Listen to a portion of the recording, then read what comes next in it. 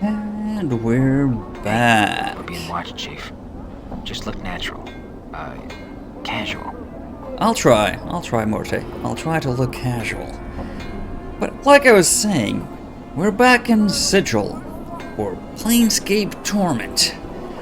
We have a lot of exploration to do around here, because this place is vast, and I'm guessing it has plenty of things we don't know, that maybe we did know at some point, but have forgotten.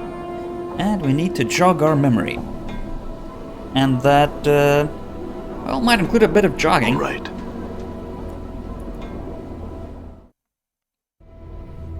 Small dwelling. Oh, there's people in here. Angyar. Greetings. This man looks haunted.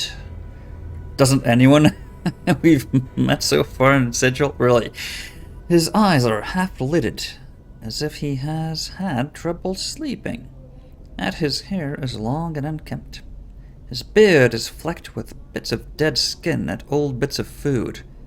So, he's going hermit style. He doesn't seem to notice you as you approach. Right. Well, maybe let's talk to his wife for a while then. I'm supposing, yeah. Thought so. Looked like a wife type. Old lady. The woman looks to be in her middle years. Really? To me, she looks overweight and old, graying. Okay. Her hair has streaks of gray running through it. More like completely gray, but alright. Lines of worry crisscross her face. Like tic-tac-toe? That's not natural. As she sees you, she seems torn between asking you to leave and calling for the man at the stable.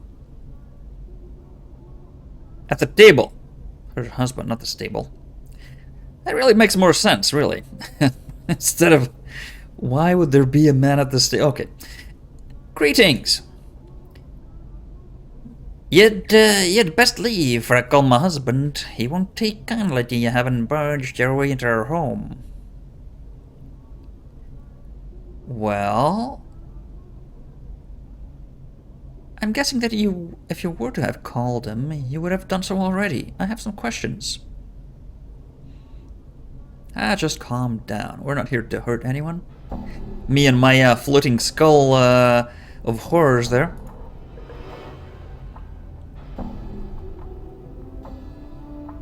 She glances toward her husband, worry in her eyes. I have not the time, stranger. Do not be troubling me with such things. Now I'm extremely suspicious. Are you alright?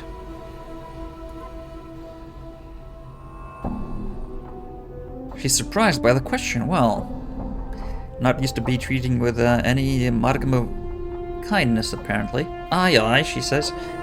You best leave. My husband has not been himself of late. Best not provoke him with your presence. What's wrong with him? Out of sorts. A touch of the cough, maybe. She gives an unconvincing half-shrug. Right. Well, if you tell me what's wrong, I might be able to help, you know. I mean, look at me. Have you seen anyone stranger? And with a stranger partner. Think he's done something he regrets. I think he signed one of the dead contracts. I cannot imagine what possessed him to do such a foolish thing. Really, a dead contract. So with the dustmen? The dead, the dustmen, have contracts that give them the right to someone's body after they die. Ah, yes, and they take them. I see. So what do they do with the body? Is it the actual contractual work up at the mortuary, maybe? That's maybe what he's contracted himself out to do then. Animate it with their black magics, turn it into another walking dead. Make it a worker till it rots away. Yes, indeed, I've seen such things. Maybe I am one such thing. Why would he sign such a contract? He may have been goat eager to bring home some more drink than custom. He's prideful, but I think he's hurt himself more by doing so. Yeah.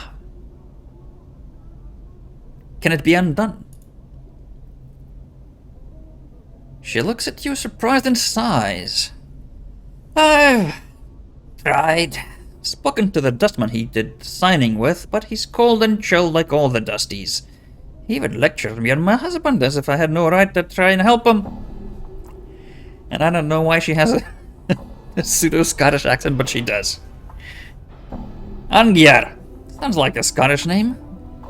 From, I don't know, Roman times maybe? A Pict? Not true. He was cruel cold, he was. Let me see what I can do. Who was this dustman? Dusty calls himself Gravesend. An appropriate name. I know not his first name. He has a table at the dustman bar in the Hive, gathering dust. I believe the place is named. You can most likely find him there, trying to get more people to sign his contracts. Yes, well, let's go to this gathering dust bar then. Updated my journal. Head out to the street outside, get to the memorial stone, then head south and west from there. She taps her finger against her chin. You should run right into it. There's one of them. Walking corpses out front. As her face wrinkles in disgust. Well, I'm not sure exactly how that wrinkles with the tic-tac-toe crisscross worry lines on her face, but right. Glad the graphics aren't showing that. Very well, I'll go to see what I can do. Won't turn away such a friendly gesture. But I must ask you, not let on I asked you to do such a thing. My husband has a terrible temper, and if you were to find out... Right. We promise that he will not find out. Right, no trouble. I'll see to try to undo the damn contract. Fare thee well, madam. Damn it, we're now speaking in a fake, stupid Scottish accent as well. Done. Well, this gathering dust bar seems to be quite the hotspot around here. Lots of happenings there. I'm guessing this is the... Well, this is something. Not exactly sure what this is. A very large gate, maybe. Pull your heels there. Oh, it's a harlot. Dweller and a dustman. There's dustmen everywhere. Come chatter me, harlots everywhere. Is this the... I'm guessing this is the... Yeah, that's it. The dead men outside. The post. Gathering dust. Yeah, that's the bar. Looks like the Dusty's lost one of the deaders. Really? The post? Who's this guy? This filthy-looking corpse is in sad shape. Soldiers are slumped, and one of its legs is broken. The guy's inside the mortuary, causing it to lean to one side. Stains covered from head to toe. Judging from the smell and the texture, the stains run from rotten fruit to mud and bird droppings. Okay, so he's just standing here? Getting pooped and thrown fruit at, apparently. To add to the indignity, graffiti has been carved into its body, and several notices have been nailed into its chest, back, and head. I thought I was in bad shape. Yeah. Let's examine the corpse. Despite the many stitches, the corpse's rotting skin is peeling in several places, revealing long stretches of muscle and bone. I guess he's used as target practice. And he still has rocks and bits of glass lodged in, throwing things at the guy. One wicked-looking cobblestone is still embedded in the side of its head. Can we pry it out?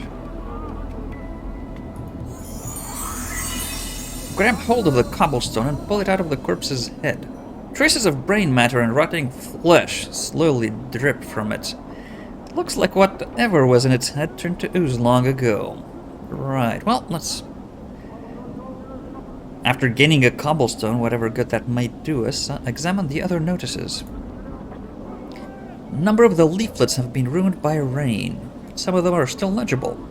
One tacked to its back is from something called the Office of Vermin and Disease Control. They must be busy in this town. The one on his forehead looks like a bill of fare for a restaurant. One on his chest looks like an official notice, and another appears to be some sort of want ad. Let's look at the post for Office of Vermin and Disease Control. To those hive citizens wishing gainful employ with the most honorable and generous central government, inquire forthwith at Office of Vermin and Disease Control to help them stem plague of brain rats. Yeah, clearly it's affecting your spelling. Bounties paid. Copper given for each rat tail brought. Tails must be Janai wine from rat only. No cat, dog, or fiend tail accepted. Office several streets south and west of Mortuary Gate. In Lower Hive. Ask for official inspector in charge, the respected Phineas T. Lord.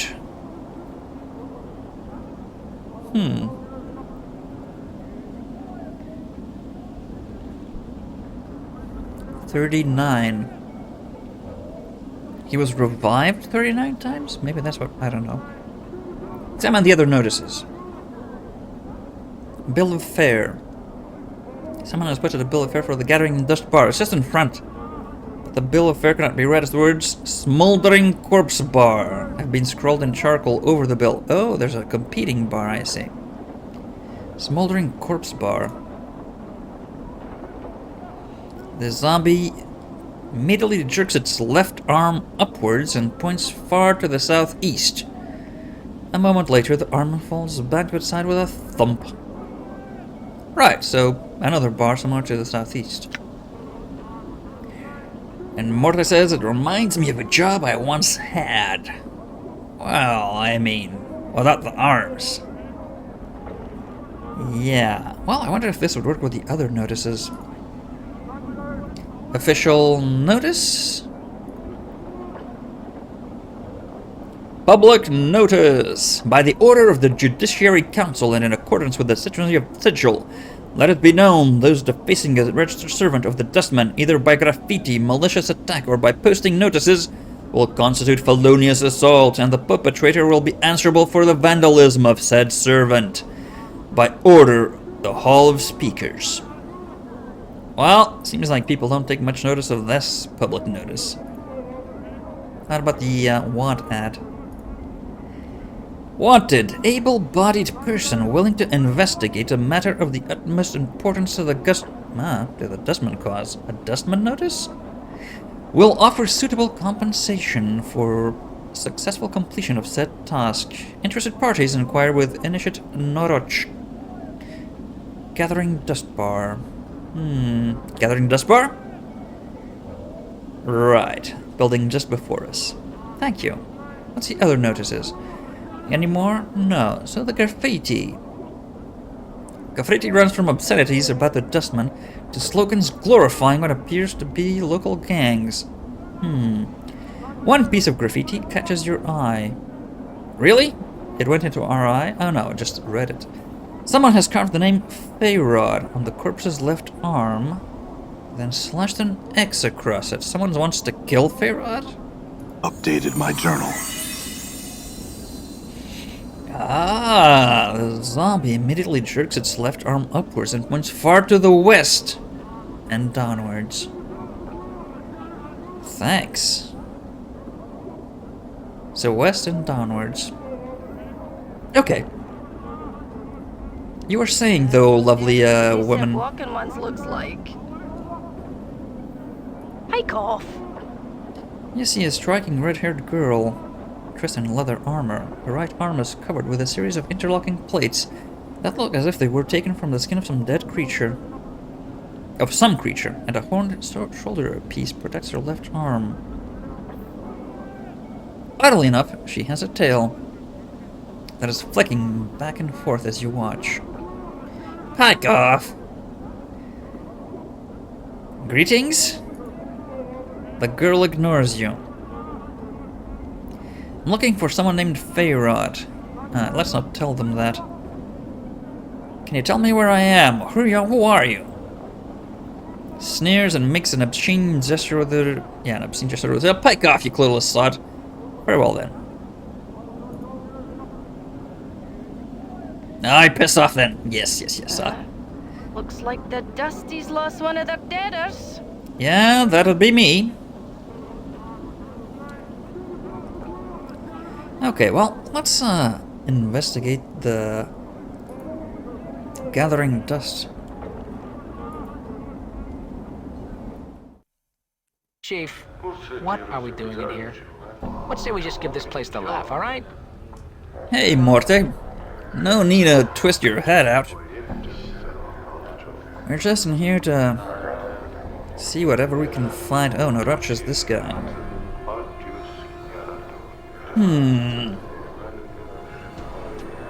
You, stranger, speak with me a moment. Morte Graveson wants to speak with us. Okay. Let's do that then.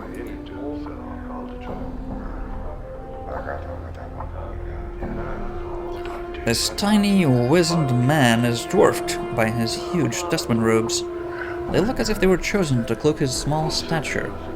Although he looks to be in his late 90s, this man is extremely energetic. Fidgets continuously and his eyes dart around the bar like a bird's. Pardon. I'm curious, what kind of bird spends their life at a bar?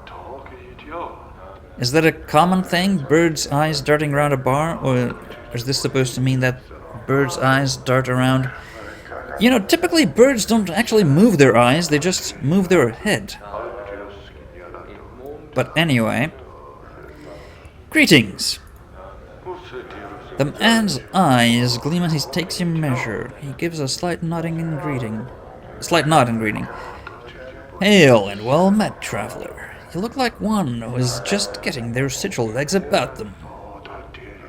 Pardon me, have we met before? Your face seems familiar somehow. Possibly. Are you certain it was me? Maybe I was mistaken. Morte shakes his head. Well, no matter. How is it that Morte Graveson may help you? Do you seek, the contracts, perhaps? Contract. Morte Gravesend. Are you the Gravesend who signed the contract with Engyar? He frowns and looks puzzled. Mayhap. I do not recall the name, however. I would like to settle that contract. He looks wary. I'm afraid that is impossible. The contract is signed, settled, and binding.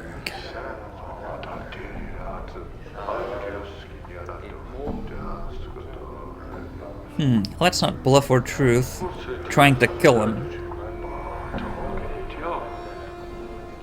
The contract is tearing the man's life apart. It is causing him distress. It is possible that he might not even be able to approach the true death with such emotions churning in his mind.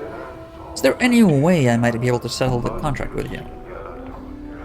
It is now a matter of law, not a matter for discussion. The contract, let's go with that.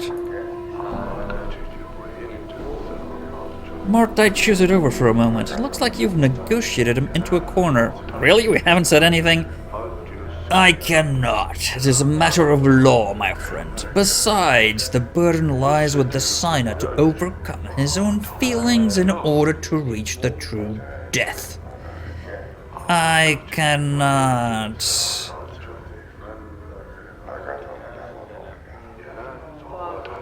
So what you're saying is that you'll deny him the true death for the sake of a piece of parchment.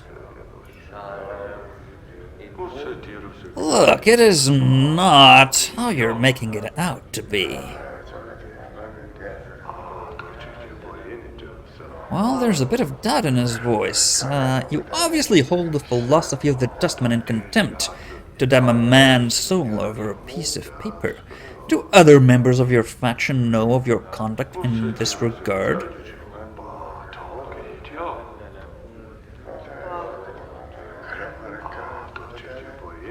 Mordai glares at you for a moment, opens his mouth, closes it, then opens it.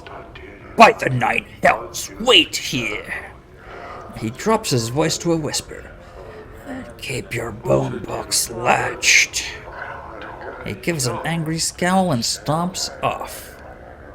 Okay, some movement. Let's wait. A few seconds later, he returns. He is holding a dusty piece of parchment, which he gives to you. Here. All for a man's peace of mind. Now be gone, and nettle me with your preachings no longer. We will leave you, Mordai.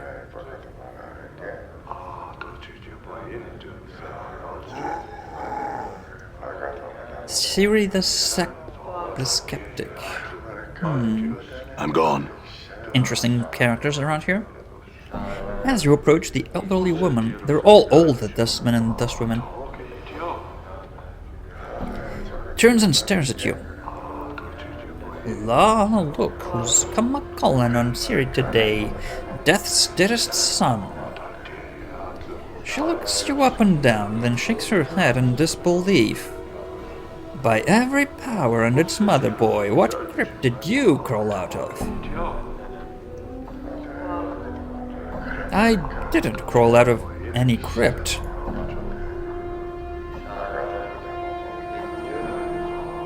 She frowns, her face wrinkling like crumpled parchment. They have a way of doing that, apparently. People at Sigil just, wrinkling, crumpling their faces. Right then, what coffin did you crawl out of, she mumbles. One of those shoddy splint coffins at Humries? Most like. Gives corpses splinters, I hear. That boy's not been worth a clipped copper since his father's died. Hammerus? Who's Hammerus? Hammerus is a coffin breaker. Pardon, coffin maker. In the lower ward. Inherited the shop when his father died, much to the shame of every corpse needing a coffin, crypt, or tombstone in Sigil. Well, it seems like his father had an unforeseen departure. What happened to him? Those ears just for show, boy, he died! His son talked him to death, most likely. That boy's tongue doesn't stop rattling. I'm surprised he doesn't shake his head loose from his shoulders. You sound like they have a lot in common. Let's not say that. Yeah, I'm looking for some information. Can I ask you some questions? Questions, eh? Well, you can ask. Crypt crawler.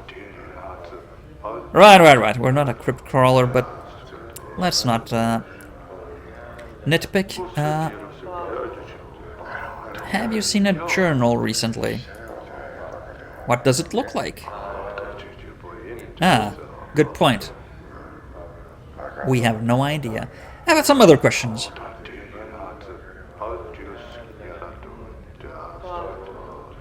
I wanted to ask you about some of the dustmen in particular.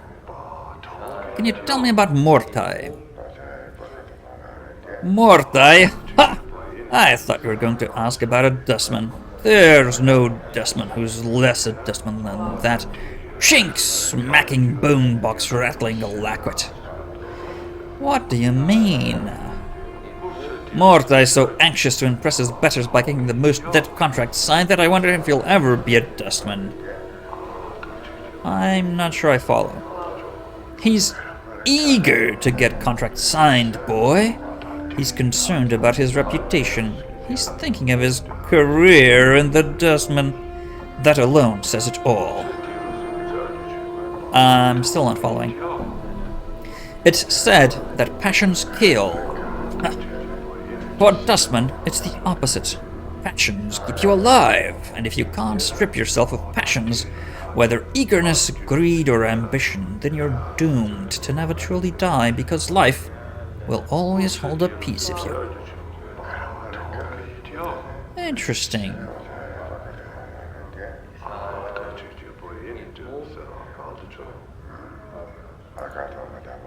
Let's ask him about someone else. I met a scribe named Dahl. Do you know him? Dahl! He was my instructor.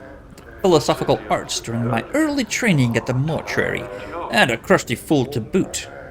He's ill, so my ears tell me. I bet he'll even bore death with his presence. Dying ill? Sicker than a spotted dog he is, not much sand left in the hourglass for him.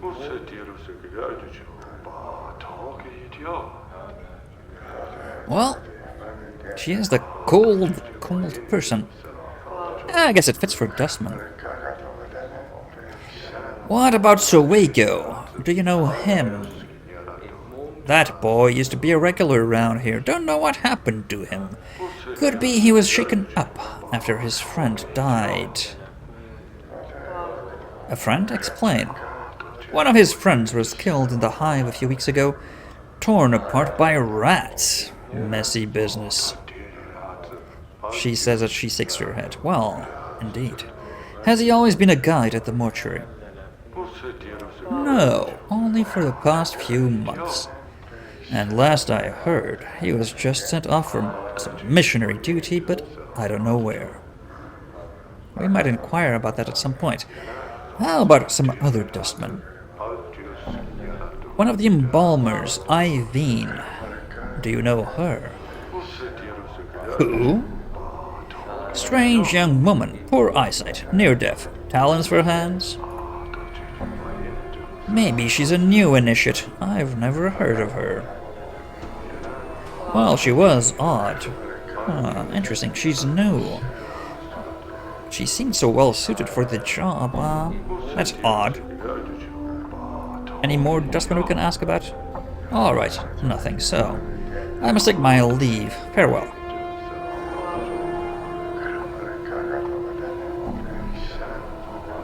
Emmerich, there's Emmerich. At Old Copper Eyes. Well, let's talk to Noroj at some point. Let's save the game. We're pushing our luck, talking to these people without saving.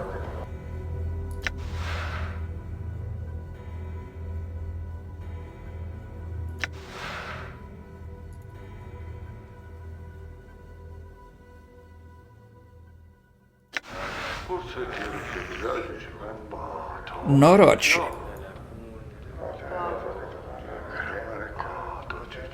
You see a spindle-thin dustman in dirty black robes.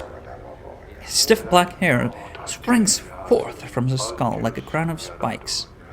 Like a punk dustman? What? And his leopard white skin is drawn sharply across his skull. He is frowning into his drink and mumbling to himself. Greetings.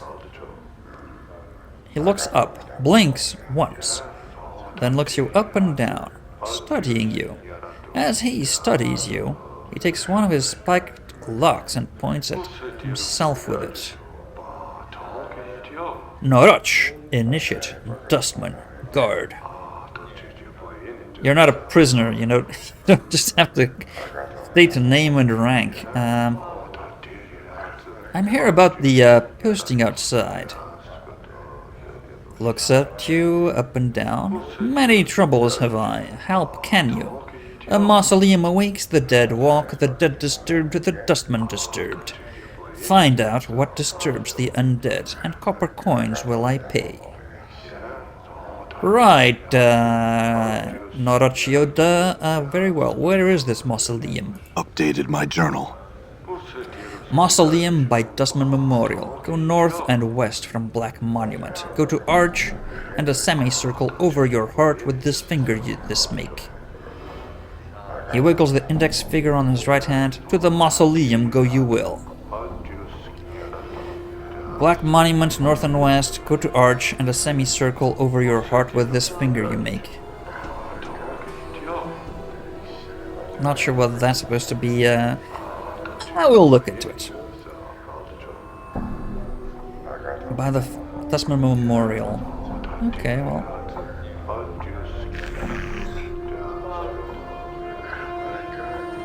Emmerich has 2 bodyguards.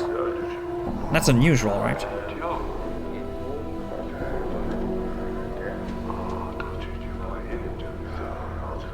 These gates are made of featureless black metal. No way to open them. Okay. Book looks like a... Oh, no, this looks like a mirror, but there's no reflection of the bar in it. That's mysterious. Let's talk to Emmerich.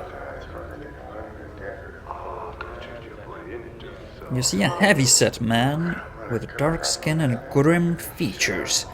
He is dressed in Dutchman robes and is regarding you with a stony gaze. You have the look of one lost. The man's voice is like stone settling. Did the wind send you, or are you here with purpose? Who are you? I am Emmerich, factotum and initiate of the 4th Circle. So this is your bar. If you measure ownership in copper, this is not my establishment. If you measure ownership in spirit, it is mine. The dustmen here are my students. They are under my protection. Could I ask some questions, perhaps? And he waits. What can you tell me of the dustmen? Dustmen seek the true death. Some call it oblivion, but this is incorrect. To dustmen, the true death is freedom from the chains of this false life. A false life, you say? This life that many cling to, their emotions, is a false existence. As long as one clings to it, they will continually be reborn into it. One must divest themselves of emotion to escape this cycle. Oh yes, Siri said as much. How are you organized? Dustmen are organized into 5 circles. The 5th circle is made of the lowest rank of dustmen, initiates. The 1st circle is comprised of the highest ranking dustmen, the ruling body of our faction. Right, so 1 to 5. I'm sure you have very complicated and completely reasonable methods of moving people up this ladder of importance that does not in any way, shape, or form require you to pay lots of money to you. Yeah, dustmontology, I'm guessing. I have some other questions. Maybe we shouldn't be asking people around our journal that we know nothing about of Feyrod. We can found Feyrod by ourselves, I'd say. Is there anything in these, no.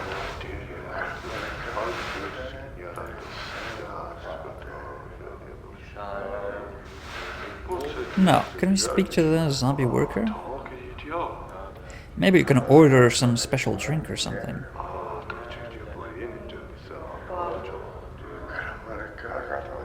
This female corpse is dressed in a heavy burlap shirt covered with food and wine stains.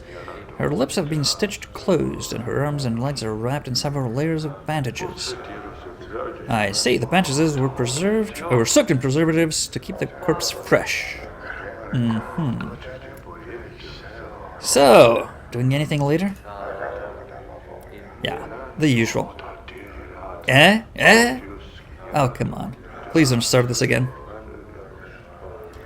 Morta ignores you and becomes thoughtful. I don't really mind the attention, actually. It's just that I like to be seen as something more than just a skull, you know. I have feelings that go beyond my initial base animal instincts. I want courtship, not some fortnight fling with her on the mausoleum. Morte. I understand. Let's go.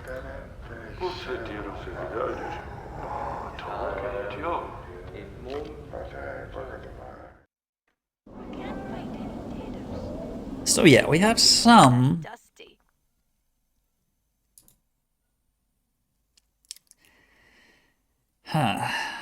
Yeah, I'm not sure we can find this thing.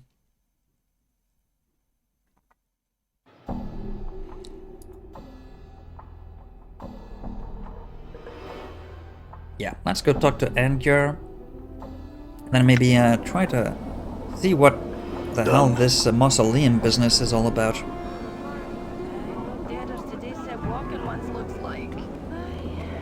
Yeah, thanks a lot. I know I'm a deader look-alike or Maybe a debtor, in fact. Not sure. Let's talk to Angar's wife.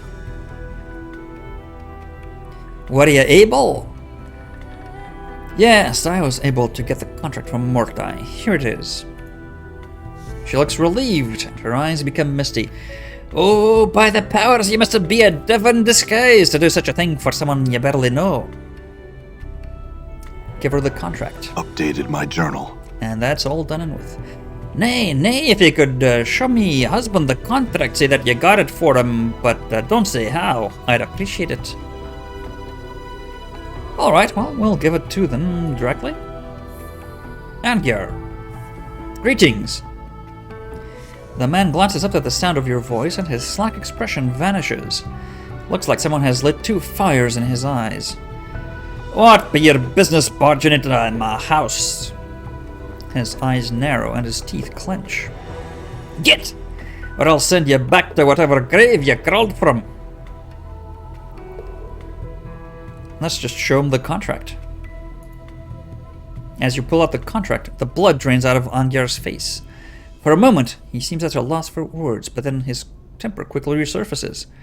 Where do you get that? By the powers, you'd best tell me. I took it from a dustman named Mortai. It has your name on it. Angar can seem to take his eyes from the contract. Why'd you bring it to me? To ransom it? Let's just tear it up in front of him. Updated my journal. You tear up the parchment, and Angar's eyes follow the bits of paper as they float to the ground with a desperate look. He shudders slightly, then straightens as if a great weight was lifted from him. Yeah. He looks like he's about to thank you, then stops and stares at you suspiciously. Nothing's free, not in the hive, Cutter. I might need a favor in the future. Yeah. But maybe we should,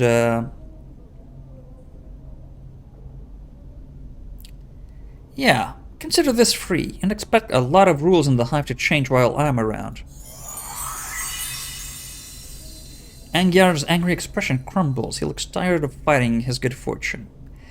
I must have prayed to the right powers for this past half-month. You have my thanks, Cutter, for whatever that's worth. Okay, well, let's ask him questions now. Seems like we have one friend at least. Why did you sign the damned contract? Perhaps the sheer amount of riches and wealth that surrounds you that distracted you. We have less than nothing. I needed Jink. Didn't seem to matter too much at the time where it might come from, and selling my body to the Dusties is a lot more honest than work around here. And then you change your mind. It's just I saw one of them zombies on the streets a half-month ago, and the zombies that work for the Dusties, and it stabbed me in my heart. I knew I'd made a mistake. I didn't want to be any part of that after death. Yeah. Well, we've all made mistakes. I suppose so. Indeed. Other questions then. I'm looking for a man named Feyrod. Might you know anything? Aye, that name be known to me, and not a fond name it is either.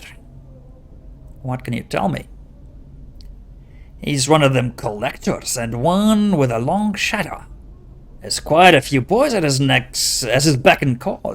He may not be Lord of the Realm, but he's not a smart one to tangle with, Lord or no. A collector, I see. And where could I find him? Updated my journal. Aye, but I wouldn't be doing you a favor telling it to you. One of me kin fell into his lot a few months back and spilled some of the dark old Feyrod. To hear tell, Feyrrod's actually got his kip buried somewhere under Rackpicker Square. To get it, there's some kind of portal you need to jump through while carrying some junk in your hand. And where is this Rackpicker Square, then? It's a few blocks from here, got straight west from the mortuary gates. Keep going till you start seeing trash and rags piled up everywhere. You'd do best to walk careful there. The collectors there don't always wait for a body to die before collecting on the corpse, you hear? Indeed. Well, thank you. What about a journal?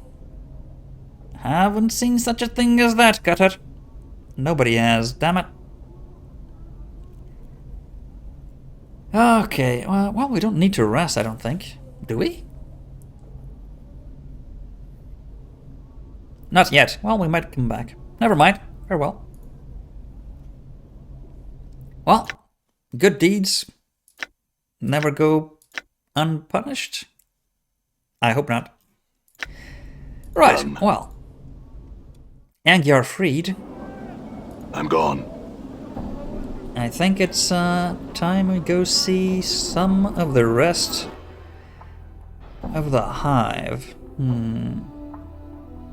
Here we go to the southern hive. Yeah, we need to walk around a bit. See what's what around here now that we have a bit of a handle on things and at least have one friend and place to crash at. But all of that is going to be next time, you laddies. Until then,